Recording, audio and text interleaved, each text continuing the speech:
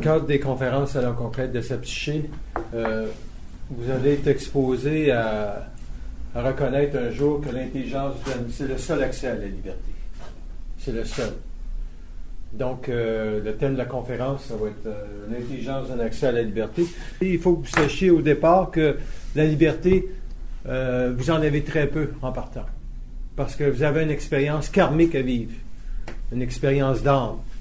Puis ça va tout faire, en fin de compte, ça va tout faire pour vous enlever votre liberté. Pourquoi est-ce que les gens ont des programmations karmiques? C'est la question essentielle pour vous permettre de comprendre que la liberté n'appartiendra jamais à l'ego. Au départ. Un jour, elle va appartenir au l'ego quand vous allez avoir suffisamment conscience que les plans ou la pensée vient d'ailleurs. Si vous n'êtes pas capable de percevoir que la pensée vient d'ailleurs, vous ne pourrez jamais avoir de liberté. Pourquoi? Parce que la liberté, c'est en fin de compte une représentation cosmique de votre conscience sur la Terre.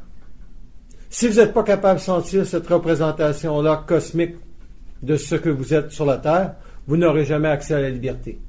Qui veut dire indirectement que vous serez toujours dans une forme de négociation avec les plans occultes.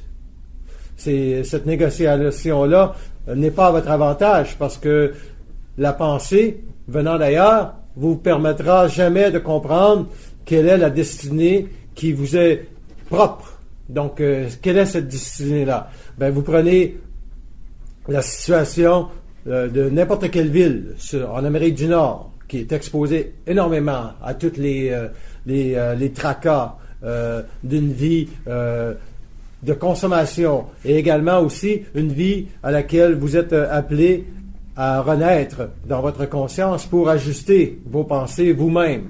Et quand vous êtes dans une ville, vous êtes beaucoup plus bombardé par tout ce qui se passe. Alors que si vous êtes à la campagne, vous pouvez être un petit peu plus spirituel. Pourquoi? Parce que les anges se promènent rarement en ville. Donc, si vous allez en périphérie, si vous allez dans la forêt, vous allez reconnaître que c'est dans la forêt que se retrouvent la plupart des guides spirituels. Est-ce que c'est bon? Oui, indirectement, parce que ceux qui sont sensibles ne sont plus capables de supporter les villes. Donc, si vous êtes sensible et vous êtes plus capable de supporter les villes, indirectement, vos corps sont trop bombardés, mais ça veut aussi dire que vous n'êtes pas assez intelligent. Parce que vous pouvez facilement vivre en ville. Pourquoi? Parce que la ville, c'est un melting pot de pensée, c'est un melting pot de confrontation d'idées, c'est un melting pot d'ajustement. Vous voyez un robineux, qu'est-ce que ça vous fait vivre? Un sans-abri, qu'est-ce que ça vous fait vivre? Vous voyez les gens qui veulent se faire vacciner, qu'est-ce que ça vous fait vivre? Donc, vous êtes dans des oppositions extrêmes, alors qu'à la campagne, vous êtes dans les flaflas de la vie.